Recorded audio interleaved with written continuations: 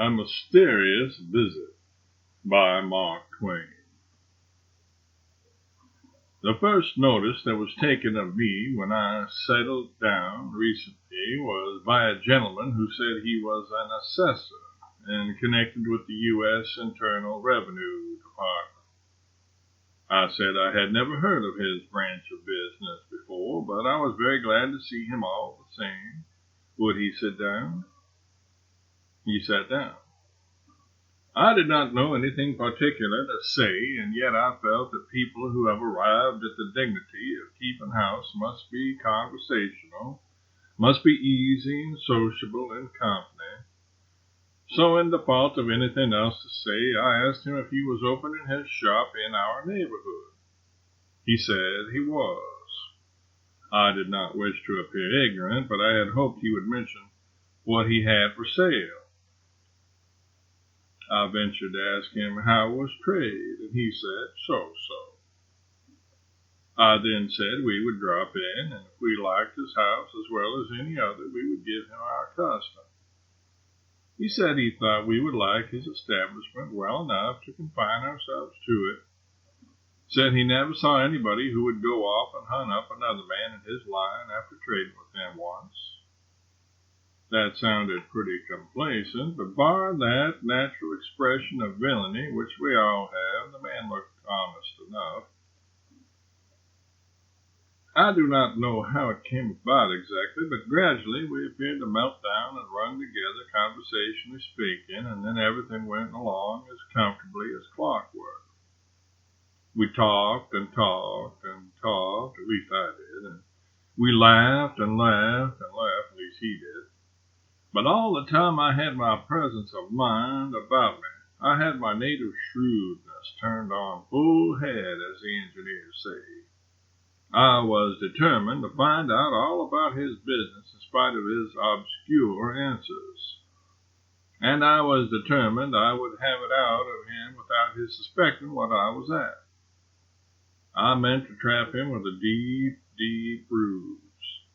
I would tell him all about my own business, and he would naturally so warm to me during this seductive burst of confidence that he would forget himself and tell me all about his affairs before he suspected what I was about. I thought to myself, my son, you little know what an old fox you are dealing with. I said, now you never would guess what I made lecturing this winter and last spring. No, don't believe I could, to save me. Let me see. About $2,000 maybe? But no, sir, I know you couldn't have made that much. Say $1,700 maybe? Ha, ha, I knew you couldn't. My lecturing receipts for last spring and this winter were $14,750. What do you think of that? Why, it is amazing, perfectly amazing. I will make a note of it. And you say even this wasn't all? All? Why, bless you, there was my income from the Daily War Whoop for 4 months, well, what should you say to about $8,000, for instance? Say, why, I should say I should like to see myself rolling in just such another ocean of affluence. 8,000, I'll make a note of it. Why, man, and on top of all this, am I understand that you had still more income? Ha, ha. Why, you're only in the suburbs of it, so to speak. There's my book, The Innocents Abroad, priced $3.50 to $5, according to the binding. Listen to me. Look me in the eye.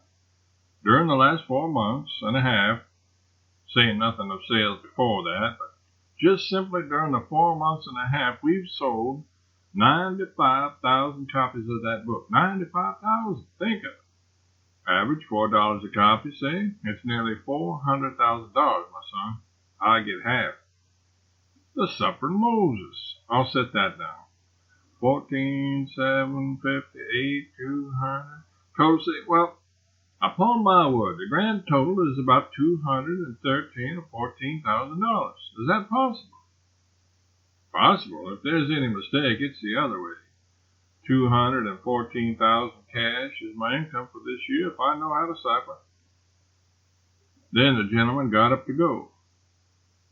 It came over me most uncomfortably that maybe I hadn't made my revelations for nothing, besides being flattered into stretching them considerably by the stranger's astonished exclamations. But no. At the last moment, the gentleman handed me a large envelope and said it contained his advertisement, and that I would find out all about his business in it, and that he would be happy to have my custom, would in fact be proud to have the custom of a man of such prodigious income, and that he used to think there were several wealthy men in the city, but when they came to trade with him, he discovered that they barely had enough to live on, and that in truth it had been such a weary, weary age since he had seen a rich man face to face and talked to him and touched him with his hands, that he could hardly refrain from embracing me. In fact, would esteem it a great favor if I would let him embrace me. This so pleased me that I did not try to resist, but allowed the simple-hearted stranger to throw his arms about me and weep a few tranquilizing tears down the back of my neck. Then he went his way. As soon as he was gone, I opened his advertisement. I studied it attentively for 4 minutes. I then called up the cook and said, "Hold me while I faint. Let Marie turn the griddle cakes."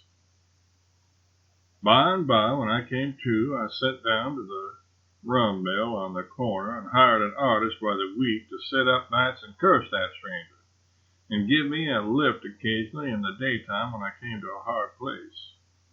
Ah, what a miscreant he was! His advertisement was nothing in the world but a wicked tax return, a string of impertinent questions about my private affairs, occupying the best part of 4 foolscap pages of fine print questions, I may remark, gotten up with such marvelous ingenuity that the oldest man in the world couldn't understand what the most of them were driving at. Questions, too, that were calculated to make a man report about 4 times his actual income, to keep from swearing to a falsehood. I looked for a loophole, but there did not appear to be any. Inquiry number 1 covered my case as generously and as amply as an umbrella could cover an anthill. What were your profits during the past year from any trade, business, or vocation were ever carried on? And that inquiry was backed up by 13 others of an equally searching nature, the most modest of which required information as to whether I had committed any burglary or highway robbery, or by any arson or other secret source of emolument had acquired property which was not enumerated in my statement of income as set opposite to inquiry number 1. It was plain that that stranger had enabled me to make a goose of myself. It was very, very plain, and so I went out and hired another artist. By working on my vanity, the stranger had seduced me into declaring an income of $214,000. By law, $1,000 of this was exempt from income tax, the only relief I could see, and it was only a drop in the ocean. At the legal 5%, I must pay to the government to the sum of $10,650 income tax. I may remark in this place that I did not do it. I'm acquainted with a very opulent man whose house is a palace, whose table is regal, whose outlays are enormous, yet a man who has no income, as I have often noticed by the revenue returns. And to him I went for advice in my distress. He took my dreadful exhibition of receipts, he put on his glasses, he took his pen, and presto, I was a pauper. It was the neatest thing that ever was. He did it simply by deftly manipulating the bill of deductions. He set down my state, national, and municipal taxes at so much, my losses by shipwreck, fire, etc.